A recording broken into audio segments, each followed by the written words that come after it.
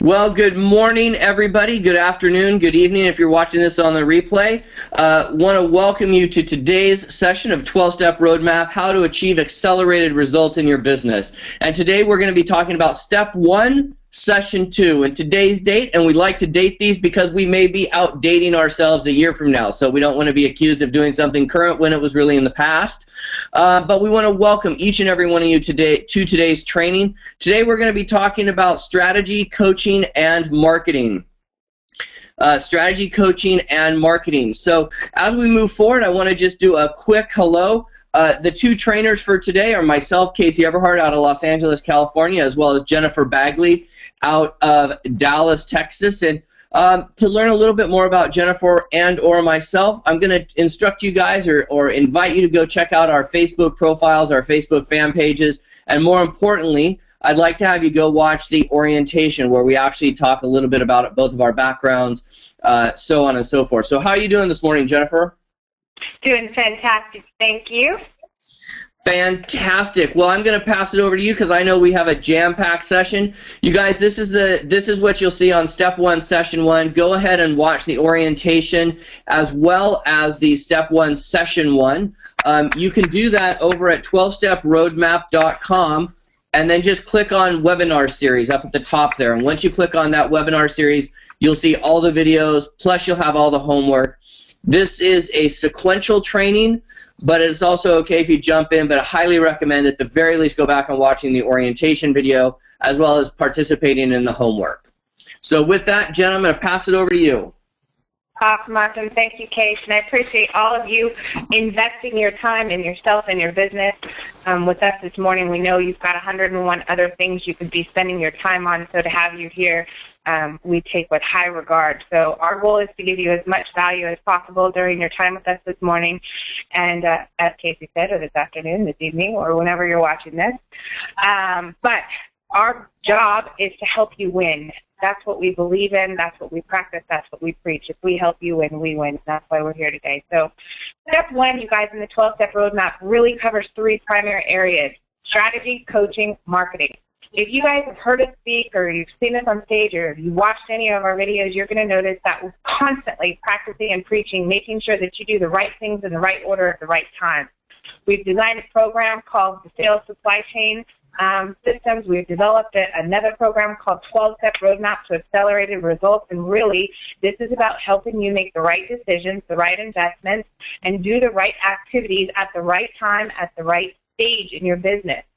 So a lot of businesses are constantly living in a state where they are unguided and often, attending every workshop and session and seminar that you can from every subject matter expert in every portion or every arena of marketing. And you go to a training and maybe they're talking about how to leverage tweets to different twits in order to be able to generate more business. I don't know what it is, but you go to the training, you're excited, you come back, and that's what you want to implement right now. I'm not saying that Twitter's not important. What I am saying is that depending on all of the other infrastructure or foundational items in your business, it might not be important right now. So that's most important. Richard Hackman, I just saw you join. Thank you. Glad you're here.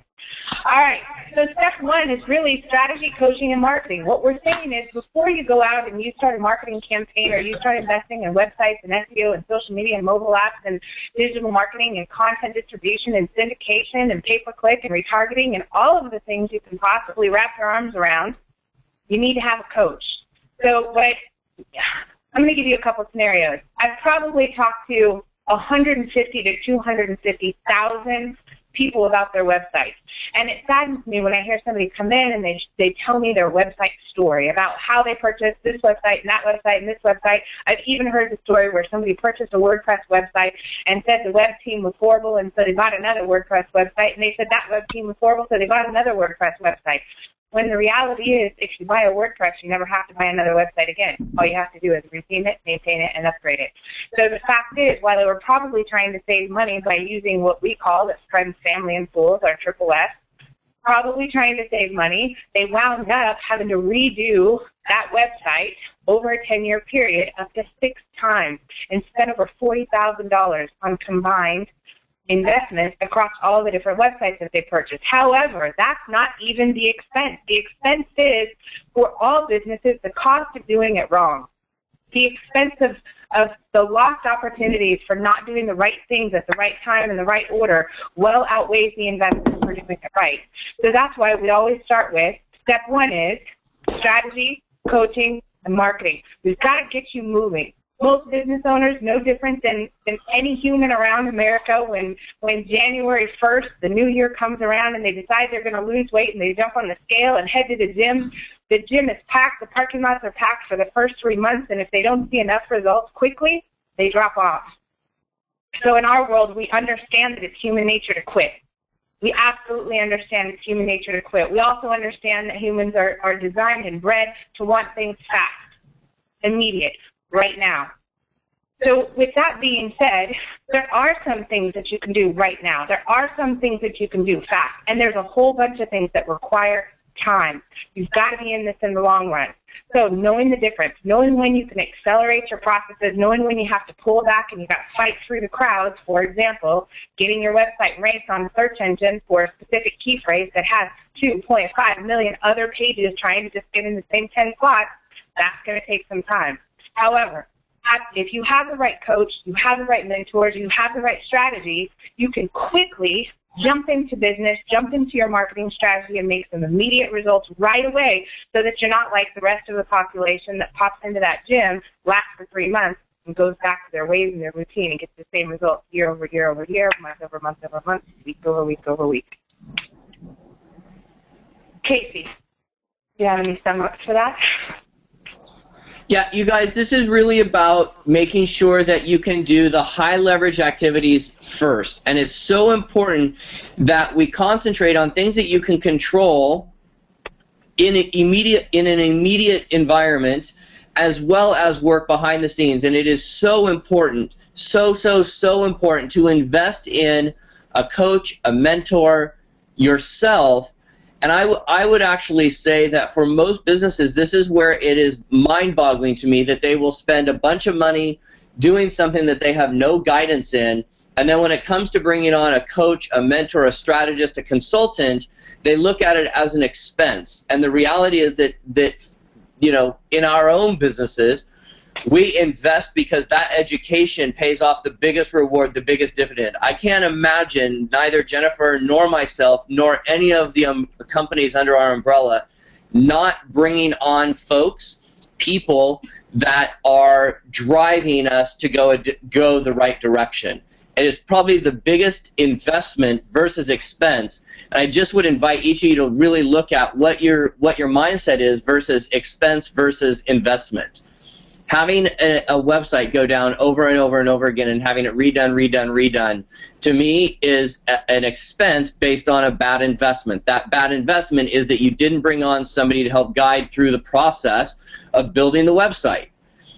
Everybody wants to do it alone. If your specialty is not building websites, then who do you think you are trying to drive how to build a website? Right? It doesn't make sense. You hire an insurance agent to guide you in what insurances you need to get the maximum protection for your business or for yourself. We take on advisors all the time. You take on accountants. You take on people that cut your hair. I know that's a silly example, but you're bringing on an expert that in theory is going to make you look your absolute best. It's an investment. And I just, you know, I'm going to hammer home mindset on an expense versus an investment. Good stuff. You guys, this is really about how do you get the most out of every minute. Out of every minute. Everything has to be, how do you take the 1 minute? You know, you hear people talk constantly about once you lose time, you can't get it back. Absolutely true. Wasting time, which is your most precious and valuable asset, cannot happen. Avoidance of that has got to be critical. So in this environment, our goal is within those 3 areas. Strategy means planning. Coaching means we're going to push you. And marketing means we're going to teach you how to leverage other systems, tools, resources, scripts, programs, software, and so forth to be able to move quickly where you can and have the stick-to-itiveness to last out the journey in the areas that are going to require more time. I love this quote. It said, in preparing for battle, I have always found having a plan was useless, but the planning process was indispensable. And that's really what this is about. Casey said right off the bat, we date everything. We have to date it because, quite frankly, the information we share today can be completely outdated in 3 months, which means if your need or your requirement is to have a very, very clear plan, to write a business plan or to write a marketing plan and to have that plan be out 3 years, you can't do that. Out 1 year, you can barely do that. What we can do is put the planning and the strategizing components and elements into our daily and monthly and weekly process, something that you live by. And that's really what we're going to help you do. So I'm glad you guys are here today. All right, step one, I'm here to build, I love this as well, I'm here to build something for the long term. Anything else is a distraction, whether it's in a relationship or whether it's within your business or your marketing plan. And that was a quote by Mark Zuckerberg. Step one has to do with leveraging resources, publishing content, you becoming personally highly networked, and most importantly, what we are going to concentrate on is how do you compress conversion times through improved perception. Now, Jen, let me jump in here because this is a really important distinction for all you guys. So we just said that you don't want to make a goal for 5 years, and then we put up a quote that said, build something for the long term. Jen, elaborate on the distinction between those two differences. Absolutely. Building something for the long term means a continued investment in that which is needed in order to succeed. So think through that. A continued investment in that which is needed in order to succeed. That is what's most important. I can't tell you what that's going to be next year. I can barely tell you what it's going to be in 6 months. What I can tell you is it's different than last month, it's different than 3 months ago, it's different than 1 year ago, and if you're operating on any kind of platform, systems, process, marketing plan, or thinking that's over a year old, you're outdated.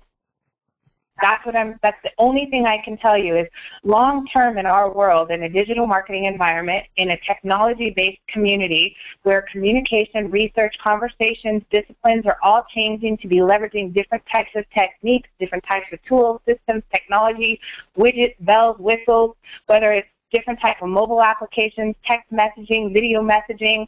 We're going to be doing hologram messaging soon.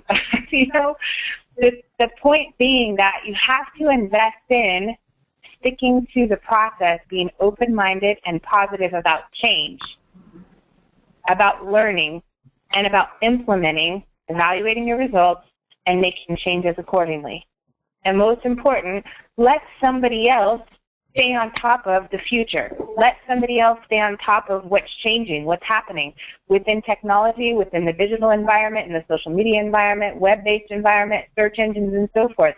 That's our job. Our job is to know what's coming to the best of our ability, I'll tell you that, and to be able to guide you on, okay, you guys, we need to make a shift, which means put your foot in the sand, take a quick pivot, and move in another direction.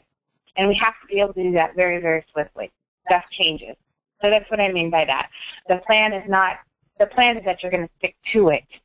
You're going to make a long-term commitment, not a long-term plan. All right, you guys, so step number 4, we're talking about compression. Compression is how do you get more done faster in business, in life, in marketing, with your rate of conversions, your rate of transformation, your planning processes, your strategic planning, your adaptation, client communication, and so forth. We have to be able to compress time. So you've got to constantly be looking at how can I make more happen faster.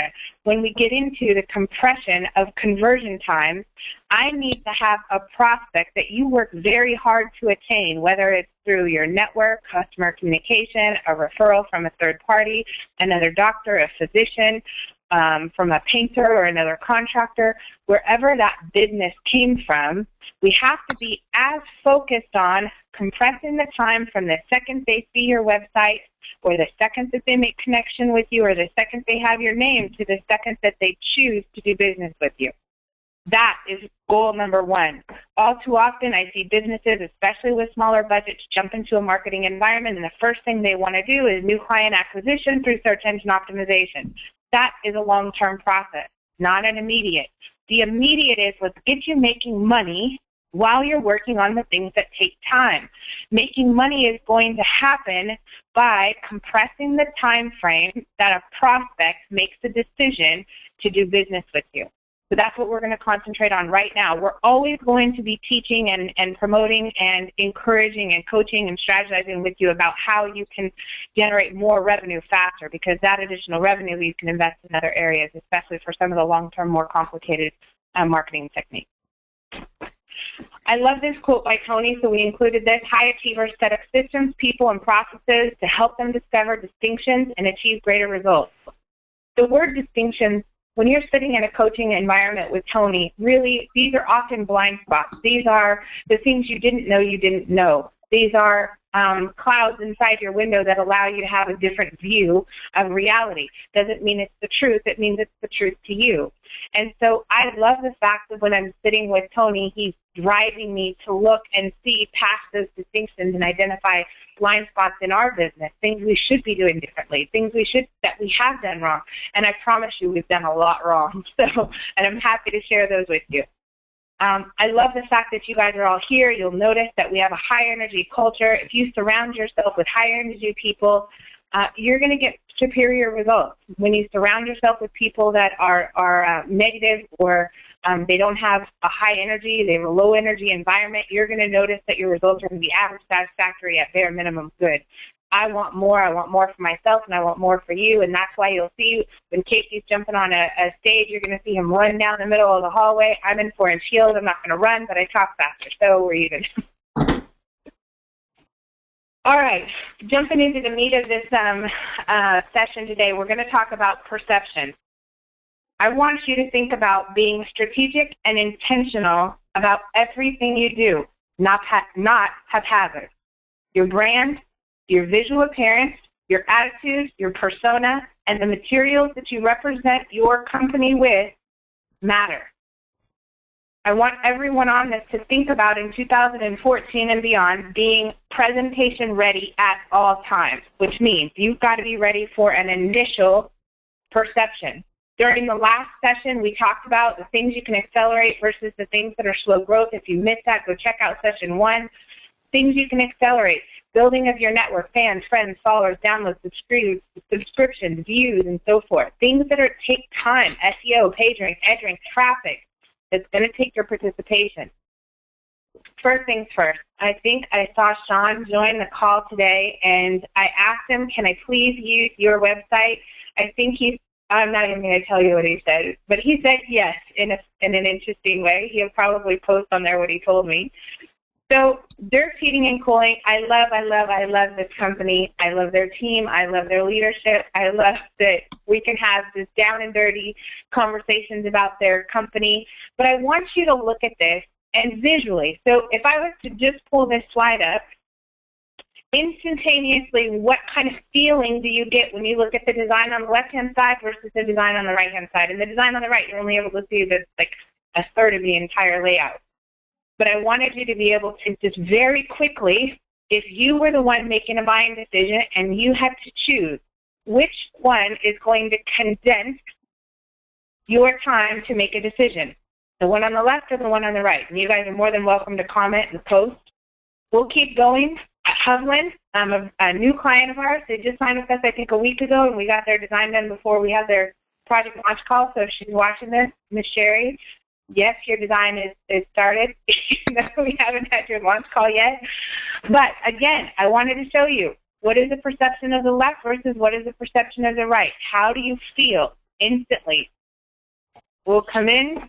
DFW Security, this is, they've been with us for, I think, 5, 6, 7 years, something like that.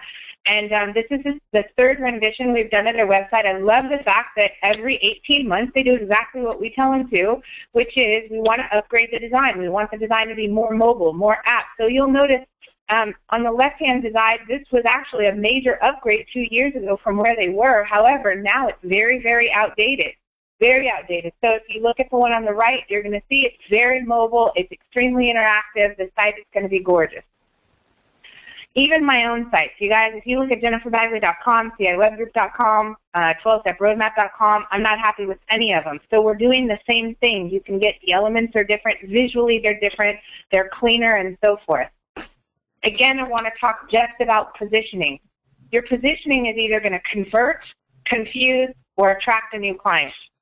So you're either going to get someone who's an instant decision maker to make a decision, somebody who is a researcher, and if you don't have these personas written down, you need to write them down. There are 3 personas from every website visitor. Your website should talk to them. Instantly, you have the persona of an instant decision maker. They're like that in their life. That's a woman that walks into Nordstrom and chooses their shoes in a matter of 15 to 20 minutes versus stands in DFW shoe store, walks every aisle up and down only to walk out of the store without actually buying a shoe. Those are your more analytical and researchers. I'm using shoes because I'm comfortable with that. For all you men, you can come up with something else. But an analyzer or engineer, those are more your bankers, your engineers, your financial guys, and so forth. They take longer to process, so they're going to do more research. And then finally, you have your fit sitters. Those are your undecisive individuals. Difficult if you are indecisive and you're a business owner. But I want you to get a feel for if I was going to, and Allstate Fire Equip has been with us, I want to say, for 6 years, and recently decided they want to upgrade their site. They want us to work on, they're redoing their entire brand. We're redoing a social media campaign. When they came in, they had 32 Facebook likes. We haven't done any of the branding yet, but the goal is build the network. Rhino Fleet Tracking hasn't leveraged social media very much, has an incredible positioning with multiple websites. And then we have Dirks, which Dirks is starting off right off the bat. You know, we're going to show you their account right now. This is brand new, 56 likes on their account. What you're going to notice is once their designs are done, you're going to see backgrounds change. You're going to see their fan page branding completed and so forth.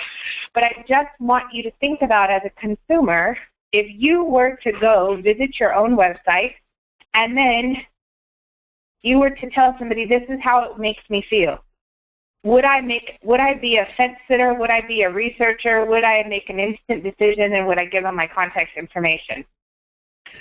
That is going to be an important question you're going to have to ask yourself. And if you don't trust yourself because you're biased, then you need to ask somebody else. The websites that were designed 2 years ago are not the same as they can be designed right now. Themes weren't the same. WordPress didn't operate the same, and so forth. So you really have the ability to do a lot more now. The next thing is, if you are finding yourself being a fence sitter and you're trying to build trust or feel trust regarding a specific company, brand, or product, the next thing I want you to do is go check out their social media sites, because that's often what people will do in order to build a comfort level before they make a buying decision. So if you go check out somebody's fan page, Casey gave a sample last week. There's 30 likes on their fan page, or there's 70 likes on their fan page. There's 11 followers on Twitter. There's 2 YouTube videos with 8 views each, and the website doesn't feel good, doesn't feel professional. Are you likely to leave, stay, do a little bit of research, or actually spend some money or give them your contact information?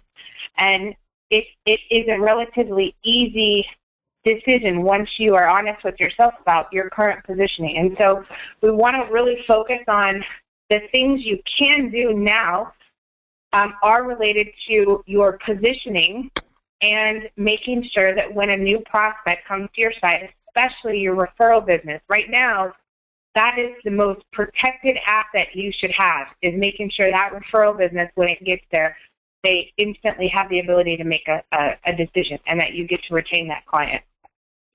You guys, this goes right in. Can I talk about the homework? This is all you, babe. Okay, so you guys, this is an area that if you've had a conversation with me in one of our strategic consultations, you've already been kind of exposed to this concept here.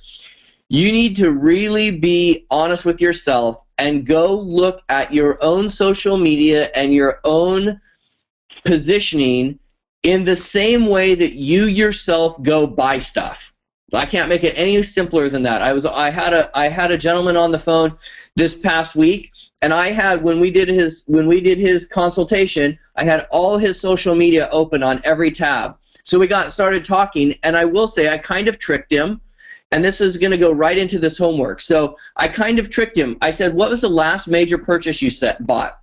He happened to buy a truck. And I said, okay, I said, when you bought this truck, I said, let's go through, and I said, did you buy it from a private party or at a dealership? He said, at a dealership. I said, okay. I said, when you went to research this dealership, if you went to their Twitter page and they had 17 followers, what would you think? He was like, well, they weren't active on Twitter. And I said, what about LinkedIn? You went to their LinkedIn page and they had 17 with no endorsements. You went to YouTube and there was one video that had 11 views and it was posted 2 years ago. You went to their Facebook page and they had 16 likes. And it was a big donut. And I said, well, I just gave you your social media profiles and used your real numbers. And that's when he finally got it. So this homework assignment, you guys, is for you to figure out where you stand today. It's not about looking backwards. It's not really even about looking forward yet. But you have to take a stock of where you are today. I wish you could see on my desk right now, I have a sheet that looks almost identical to this homework assignment. I am so focused on this that I actually do it instead of Q1, Q2, Q3, and Q4. I do it weekly. That's how important this is to our own business. So here's what the homework assignment is. We just call it the positioning audit. So what you want to do is you want to take this, print it out. My suggestion is that you print out a few copies, and you're going to go down and you're going to take basically a snapshot of where you are today. So total monthly visitors to your website as of today. Unique visitors. How many people are coming to your site? Not you clicking onto it 25 times. It does not count as 25 visitors, folks. Unique means each different IP addresses. How many people are returning? There's where you get to use yourself if you want. How much of your traffic is referred traffic, meaning from social media, from a mobile app, mobile phone, so on and so forth. How much of your traffic is coming organically? Traditionally, this means Google, Yahoo, Bing, organic. People are organically finding you. Next, how many blog posts have you done? How many posts have you actually posted? Pieces of content. You might call these articles. You might call these videos that are in your blog, so on and so forth.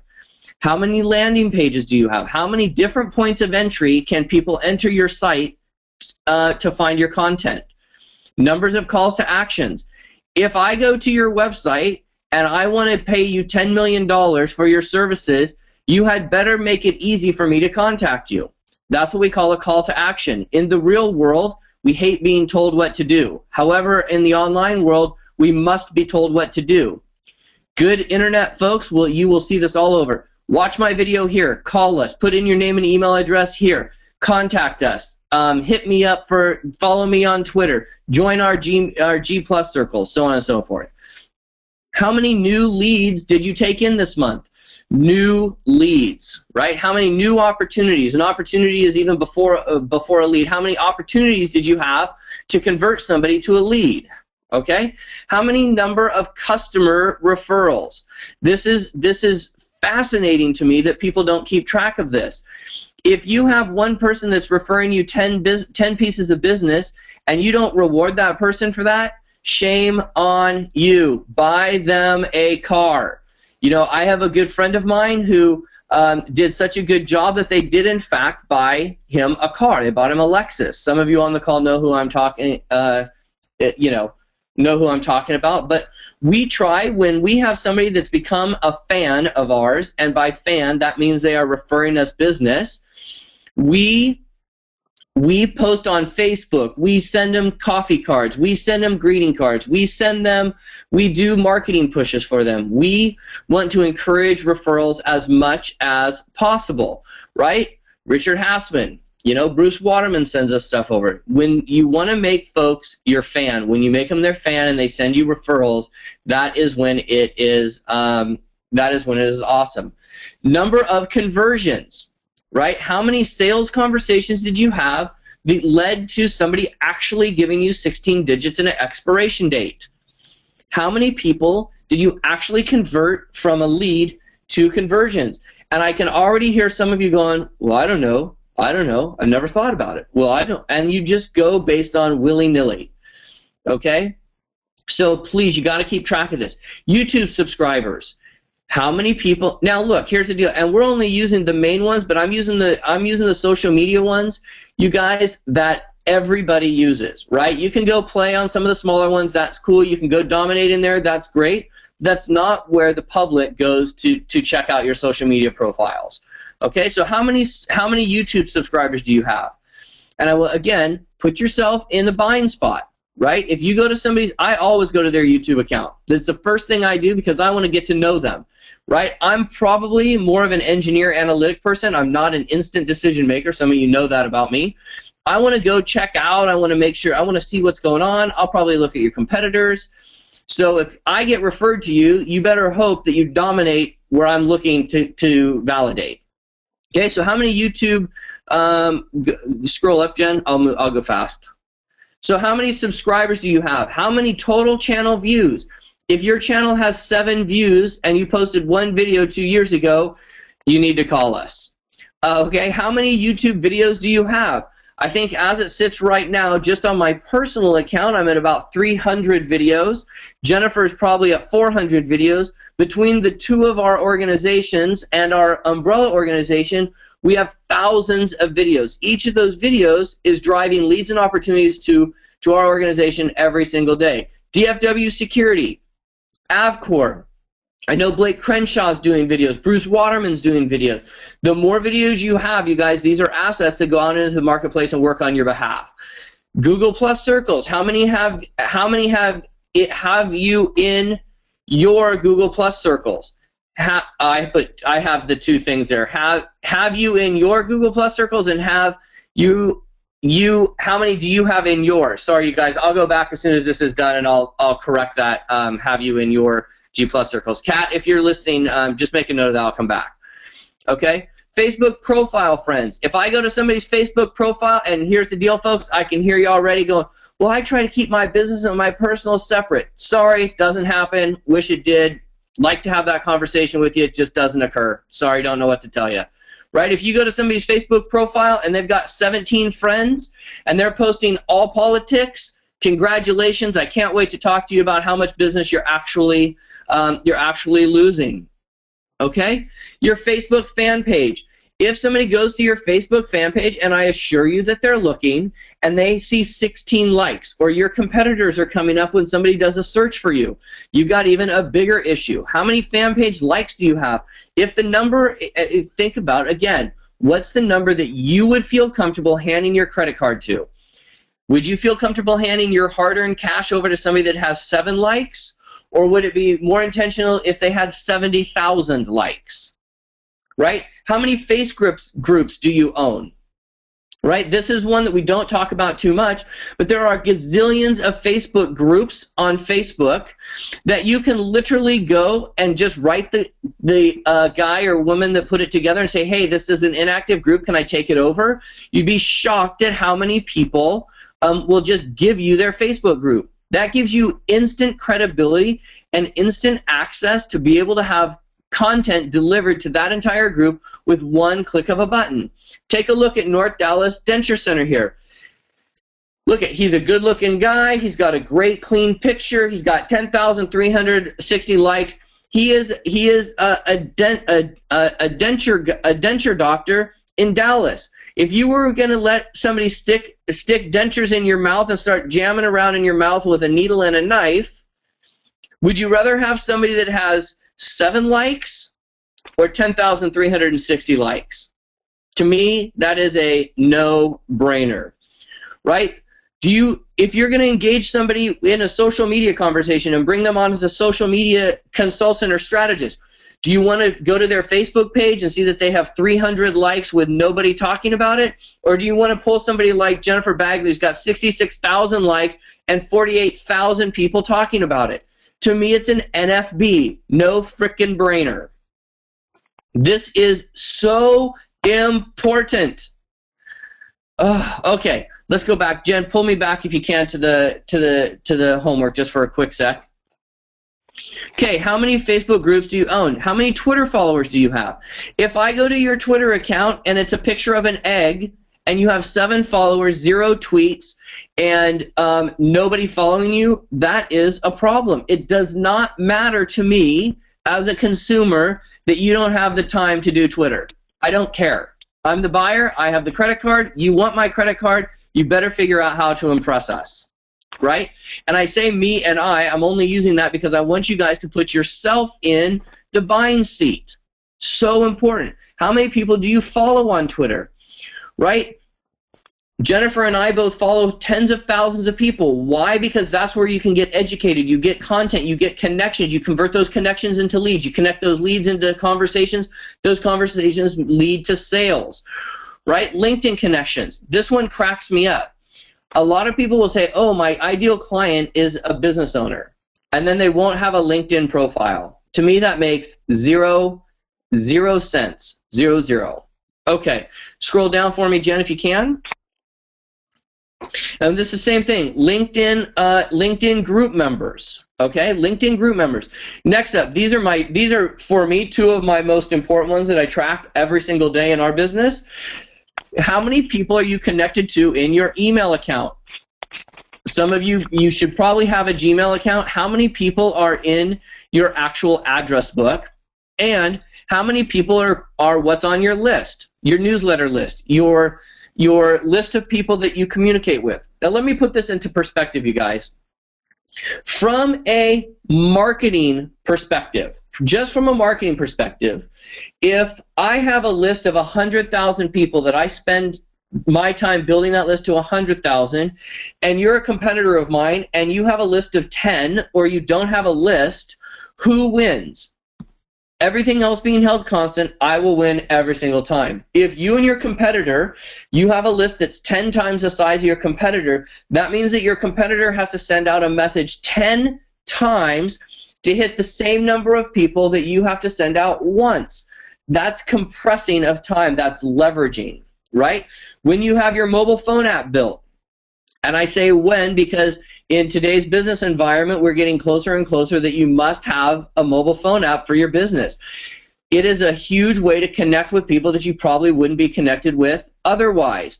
This is critical to keep your competitors at bay, right? If you have somebody download your phone app, now they are in your pocket at a click of a button. The last thing that you want them to do is ever go back to Google. Let me give you a quick example. If you are a wedding photographer, and I'm just using this because this was just a conversation we had yesterday, a wedding photographer goes and they hires you as a wedding photographer. The last thing that you want is at the bridal shower lunch where all the bridal party is getting together, pulling up all your competitors while trying to find you on Google. It'd be much easier for the bride to click a button on her iPhone or click a button on her iPad and have your site come up. There's no mess, no fuss, and there's no chance of them finding you, your competitors, out on Google. It is critical to protect and leverage your customer base. Okay? And how many people of your current and your past clients are on your email list? You've got to be generating a list, you guys. This list thing we're going to talk about more in depth as we go, but this is a game of perception and marketing. If you're not concentrating, let me rephrase that. If you don't know where you are, we can't improve.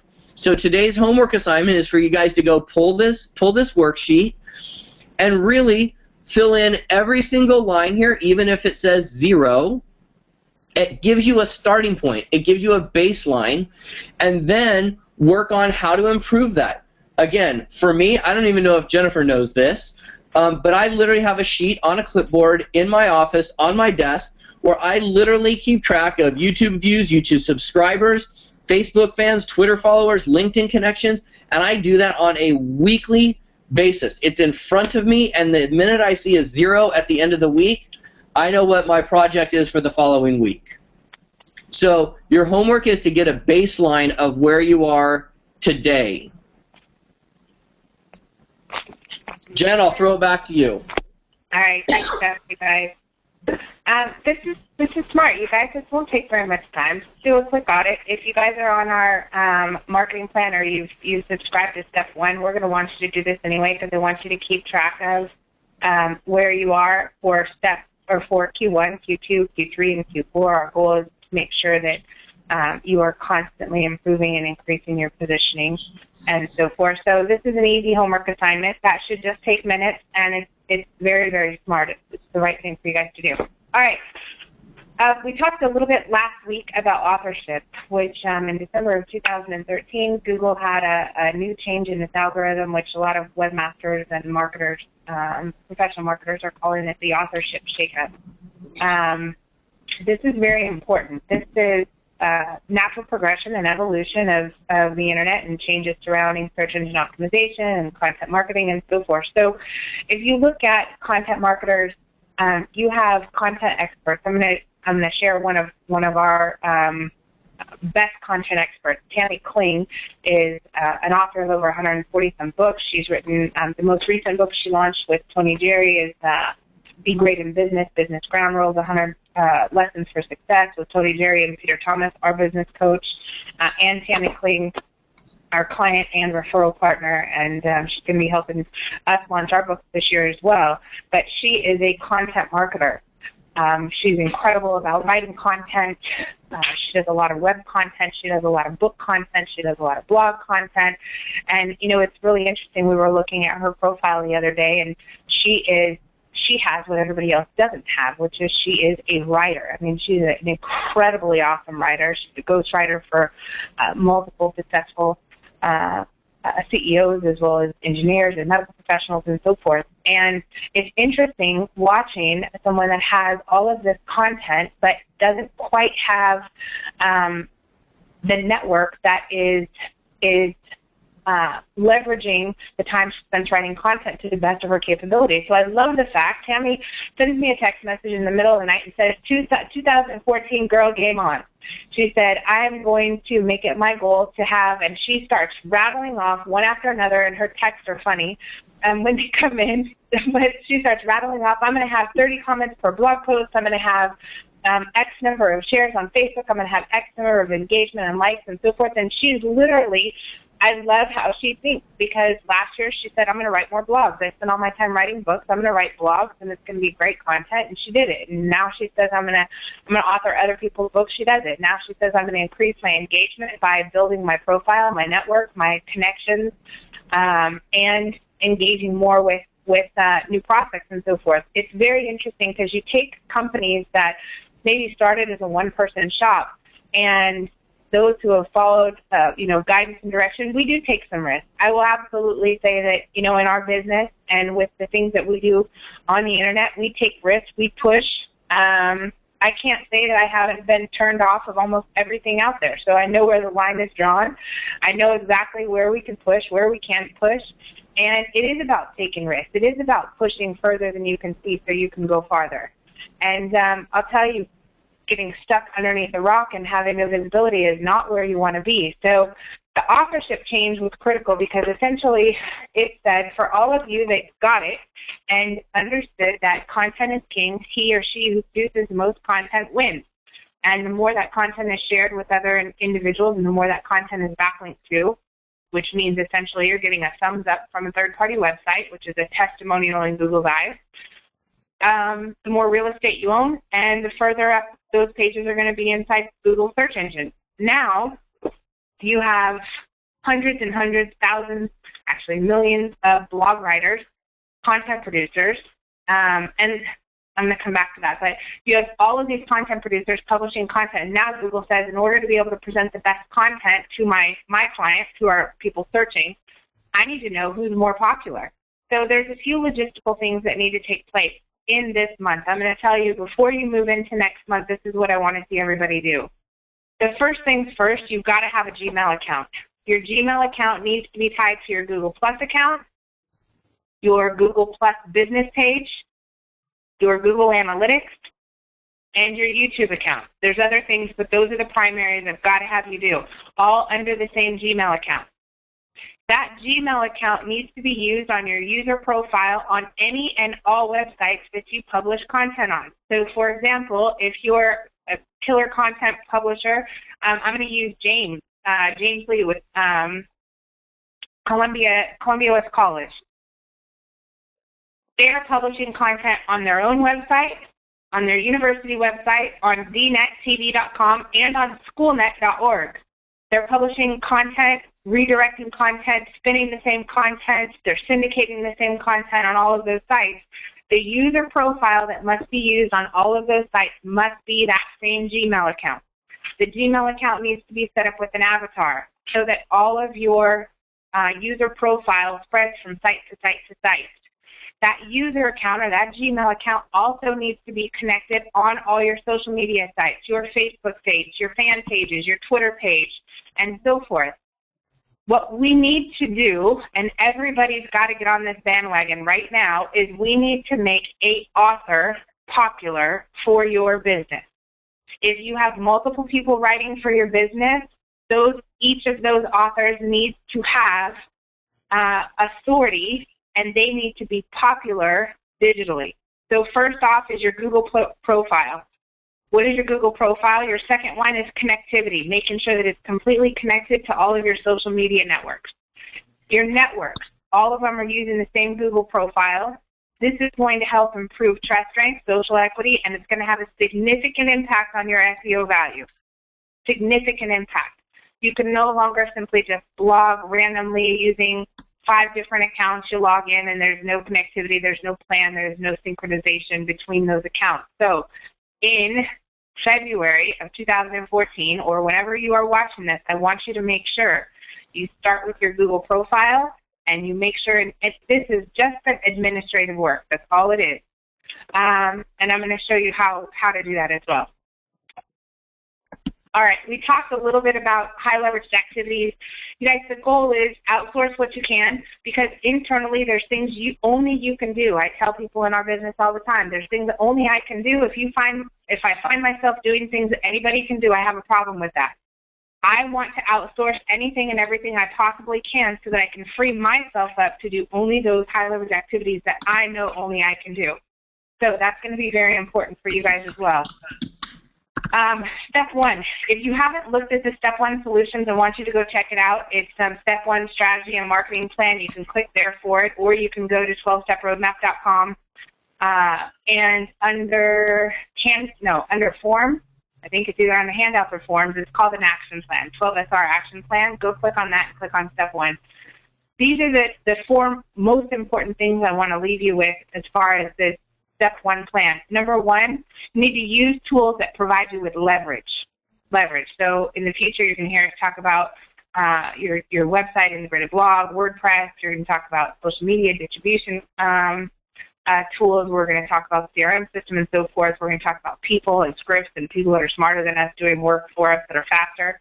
Next one is choose an investment.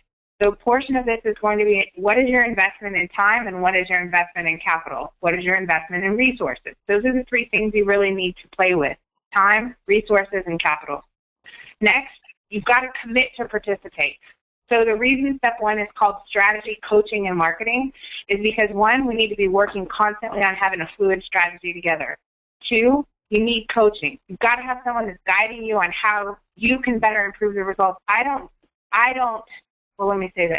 I get coaching. I have my coaches in place that are constantly pushing me to grow. So our job is to help coach you. And the third one is you've got to be executing, which is the marketing piece. And the last one is measure your results. So your homework is get a baseline, get a benchmark so that we can measure our results for success. We've talked a lot about your thinking, how you think about this. Marketing is no longer a project or a task. Okay, you have some administrative duties. However, marketing today is a lifestyle. It's a journey.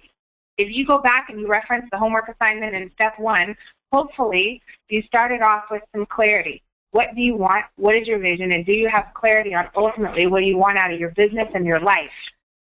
That Step 1 exercise should change as we continue to develop. We've talked about the fluidity of being able to change on a dime, putting that foot in the sand and altering the direction that we're going.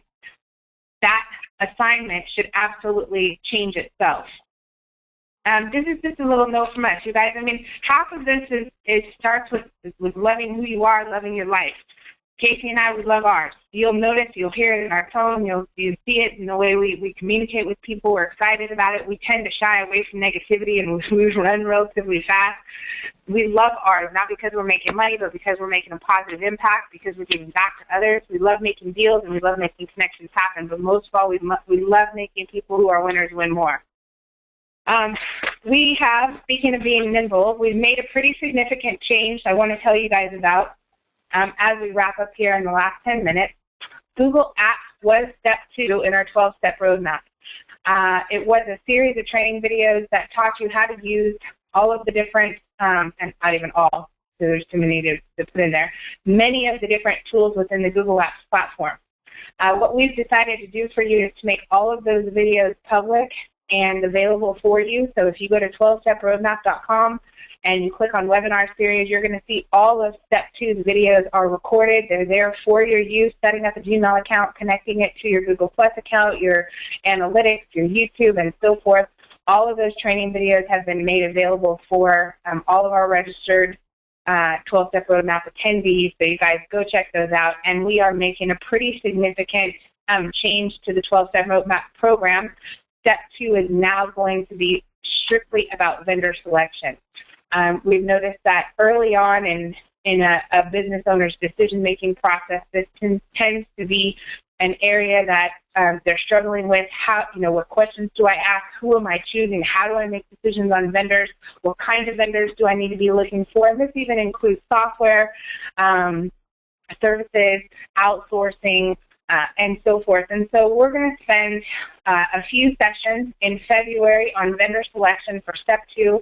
We've got some great experts we're going to be bringing in to talk a little bit about what they do and how they go about choosing their vendors. And so hopefully we can help everybody come up with a criteria for being able to evaluate vendors, prioritize them, and make better decisions when it comes to vendor selection. With and that, go ahead. Jen, let me jump in here for just one second, if I may. You guys, I know several of you on, I'm looking at who's on the line, and I assure you that if you're thinking to yourself, oh my gosh, vendors, what are they talking about, vendors? I don't have any vendors. Your vendor is anybody you spend your time, energy, or resources on to help get you into some new place in business. So your vendors could literally be a website that you use to help leverage, right? It's where you're spending your time and who you're spending your money with to help you get where you're going. Whether that's your suppliers, whether that's your marketing dollars, whether that's your coaches, whether that's your mentors, maybe it's a software program, maybe it's a CRM system. That vendor selection is so important. And Jen, I want to go back just one thing, and I don't usually do this, you guys, but I want to go back to one thing I forgot to put on that homework assignment. And that is, if you want a really good way to baseline measurement, go join the website Klout, K-L-O-U-T, Klout. It rates you based on all your social media profiles, and it spits out a score. That score fluctuates daily. It is a great place for you to actually play a game with yourself, and raising your Klout score encompasses all of the things that we're talking about today on that homework assignment. So go find your Klout score. You can connect with both Jennifer and myself, Kathy Marshall, several other folks in the 12-Step Roadmap team on Klout as well. But Klout score is a great way to give you a baseline. And I cannot tell you guys how excited we are to talk about vendor selection. We see this day in and day out in almost every conversation we have. We started this conversation about somebody that went and had a website built 4 times. That is nothing more than poor vendor selection. Well, there's probably more in playing than that, but a major piece of it is vendor selection. And so we're going to take the next few sessions. We gave you the Google Apps. Instead of trying to go through those, we're just going to give you those so we could free up some extra sessions, because we felt very from our hearts that this vendor selection process is one of the most important pieces in setting you up to for accelerated results. You guys, Casey and Kathy are gonna set up the system so you guys can engage with us for a minute, ask some questions, tell us thoughts, and so forth. Also, yeah, Also, I want to give you just a quick tidbit of advice. As you guys are on your social media, your fan pages, and so forth, start leveraging each other. This is, you know, DNET is an organization of ours. It's a very powerful organization and often underutilized. The power of collaborative marketing is massive. So the ability to be able to tag or tag you guys or each other is critical. Casey and I, just to throw this out there, highly, highly, highly encourage you to post on our walls, on our fan pages, on our timelines, to tag us and post on a regular basis. And it's as simple as you need to like the fan page and you need to go in and say, @Casey, why am I on all caps lock?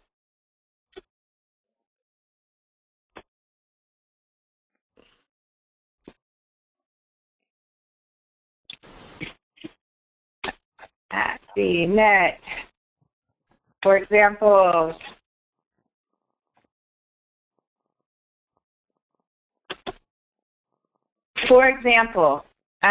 You guys tag each other and start leveraging. When you start tagging, sharing, commenting, all of you have got to not only build your fan base, but you all have to be able to hit Edgerank on Facebook. Edgerank is an algorithm that is based on the number of shares, the number of likes, the number of comments, the number of posts, comparison to the number of fans that you have.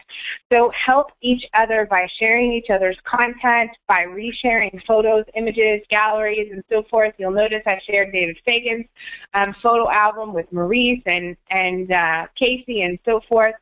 So really, really try and reconnect. This 12-step roadmap fan page is brand new. I think it's like 3 months old at this point. So you really want to help each other, and you can do that just simply by starting to connect. You can use the 12-step roadmap tag or site as a way to connect with each other. So if you're on the call, one thing you might want to do is go to your fan page, and you might want to say @12-step roadmap, or go to the 12-step roadmap website or fan page, and you might want to comment on there about something you're going to do different in your business, something you liked about the program, something you had a question on, or you want to see something different. And then as you see each other liking or commenting, start connecting with each other. Start liking each other's fan pages. You don't have to pay each other to help each other, and that's the most powerful asset you have. I'll tell you, when we want to grow a network, we grow our networks from doing work for other networks. We belong to a global marketing group that allows us to participate on any project. So if another marketing company says, hey, we've got a launch going for a campaign for JCPenney's, our team jumps in, we like, we comment, we share, we do what we need to do, we earn points, and when we need help with one of our networks, we send a note out and we say, we're launching a new fan page for Rhino or for Allstate or for Dr. Rowe, and we say, we need your guys' help, and we earn credits by helping other networks. I don't have 3,000 people sitting in a back room that I'm paying on a monthly basis to do all of this work. We practice, preach, and teach collaborative marketing strategies. It just happens that in the marketing industry, they're more aware of and used to and willing to work in a collaborative environment because that's something we do day in and day out. So I encourage you, you don't have to be in a marketing environment to gain the benefits of collaborative marketing. Repurposing and publishing blog content on each other's sites, sharing posts and content and information on each other's fan pages. Our goal and our hope is not that you only connect here when you come on for our weekly sessions, but you also connect on 12-step roadmap, start connecting with each other, and you guys start helping each other. It's hard enough to do it by yourself. It'll be very important for you guys to help push each other to do more with less. And you guys, this is also really about engagement, right? And Jen, leave this up here for just 1 second if you can. We got a question that says, what do you say about likes versus talking about? Example, the dentist you referred, but I'm going to use 12-step roadmap as a better example just for this question. We have 16,000 likes on it. We have 15 people talking about it. That means we are not doing our job with engaging with the people that engage with us. Now, part of this is because we're building the network really quickly on this particular fan page, but you will see engagement. If you go over to Jennifer's fan page, you'll notice that she has 68,000 people that like it, but she has 48,000 people talking about it. That means because she's very engaging. The engagement is very, very important. So if you are engaging on Facebook, when somebody leaves you a comment or they like the post, engage with them. I would rather see you engage with every single comment on your fan page than I would see you take a picture of what you had for breakfast and post it on your profile. It's time. It's what's going to be more high leverage. Somebody commenting on your breakfast, you better comment back. You post a business tip on your website, on your fan page, and somebody comments.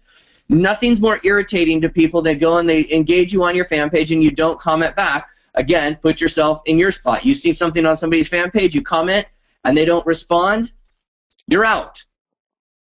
So really important, go figure out how to engage with the folks that are engaging on your fan page.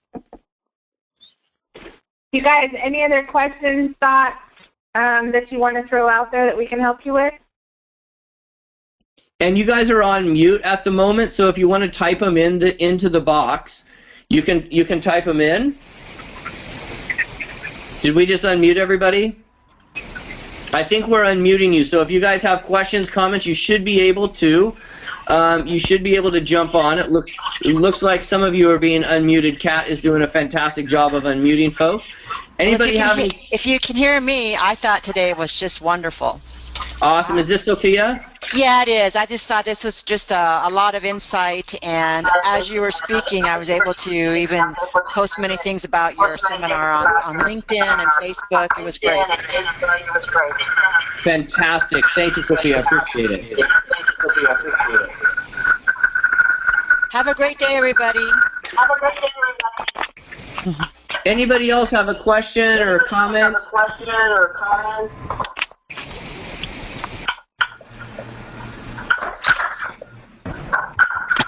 Right now.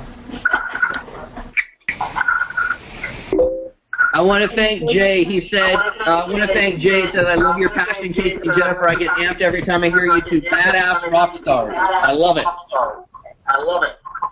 She changed the calendar but forgot to mention it. She goes, who is this? I said, it's Helen. She went, oh. I says, 10 a.m. on a Tuesday. She goes, oh, East Wing.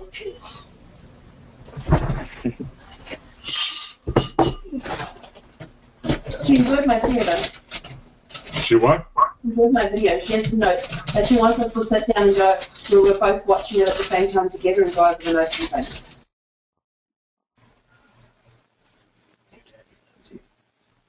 All right, you guys, for next week, you guys are going to have a Power Pack session, and also we're going to implement the webinar tool that is the ability to raise your hand, and we'll unmute you guys one at a time so that you can ask a question. I see we have 4 questions here. Let's see if we can answer these. And Towers, I'd like more information about personal, should you ever redo your business page, different fan page, and so forth. Okay, Ann Towers, you asked a great question about political stuff, what you can post. Here is the bottom line that you should stay away from on your fan page. No sex, no sports, no politics, no negativity, and, Casey, no religion. So the 5 things that you got a 50% of the audience not liking it right off the bat. Absolutely stay away from those. Let's see here. If you have to change your business page, it really, I'm going to say it depends. It depends if you already own your name, and I want you to keep your name. If you don't own your name properly, we can redo it. You can merge fan pages, so there's a few different things. If you guys need help or have a consultation question that's a little bit more specific, you can go to 12steproadmap.com, and it says free consultation. Just fill that out, and we'll get on those.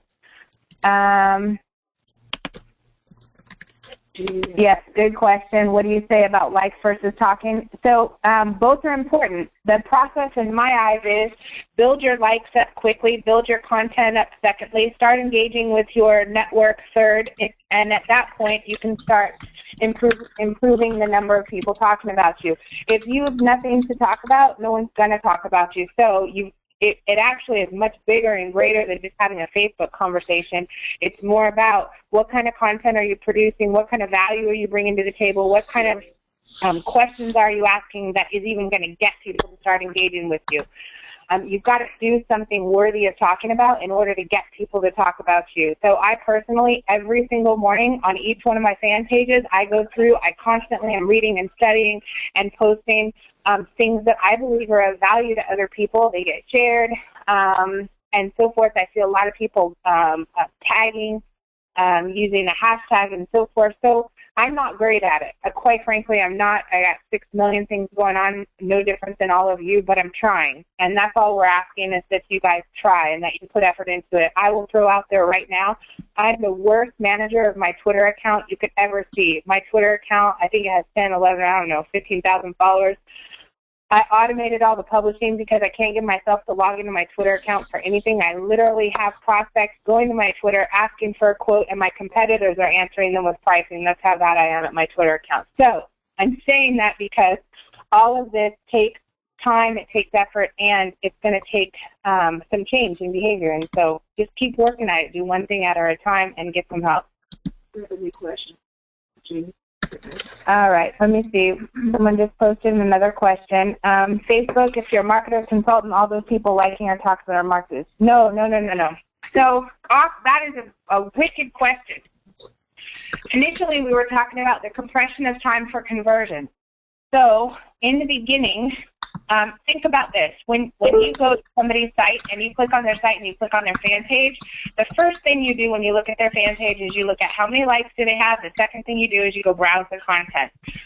Initially, are all of your fan page prospects, or are a large majority of your fan page prospects potential customers? No. Not at all. It takes a significant amount of effort on your part as the business owner to produce the right amount of content, to connect with your existing customers, past clients, prospects, to connect with your referral partners, your strategic partners, people you network, people you do business with. You are the only person that has the ability and the database and the knowledge bank to be able to go connect with all of those people who are going to be great prospects or who are going to talk about you, refer you, and so forth. So there's only so much a marketing company can do. What a marketing company can do is they can leverage their own networks to build your fan base, which helps improve the perception that you are liked by many. We're born with the ability or with the want or the need or desire as humans to want to go sit at the popular person's table. That's what people do. Fortunately or unfortunately, it's a fact of life. So essentially what you're doing is, first and foremost, you are building a network so that the perception is you are liked by many. When you have a referral, go to your website, click on your fan page. Instantly, they're making a decision in their head, subconsciously, about whether they trust and they like your company based on what you look like, based on what your website looks like, based on how many people like you, based on when the last time you posted content was on your blog and or your Facebook page. If it was a year ago, they're going to make a different decision than if it was recent. Now, once you get that done, you're hopefully going to at least protect the prospects that you're getting to the website based on other marketing activities and getting them to do business with you faster. So that's going to put more revenue in your pocket quicker. The process of growing into the type of business, individual, or organization that actually engages with and provides value to a network of people who know, like, and trust you requires time, energy, and effort, and you will definitely have to participate to make that happen. Hopefully that helps answer that question. That was a good question. All right, you guys, I think we got the majority. Got it. Okay. I know I talk a lot. She's patient with me. Jeannie and Diego, thank you guys for coming. I think, is this your guys' first time attending? It's good to have you guys. Everyone that's on the call and that stayed this long, I'm sorry we went over today. Hopefully this was helpful. If you missed or you want to go back to any part of this, you can visit us at 12steproadmap.com and just click on Webinar Series and you'll have access to all the webinars. You don't even have to wait until the end of the month. Other than that, keep your questions coming. You can post all your questions, comments, and feedback on the 12-Step Roadmap fan page, and with that, you will help guide us to give you the information that you need to improve. So please show up, shoot up, and participate. Ask questions, and that will, oh, I remember meeting you. Okay, right. All right, so you guys, with that, have a fantastic week. Let's make things work. If you need help or you want to sit down and have a consultation, please feel free to let us. You can do that through the free consultation request on there too.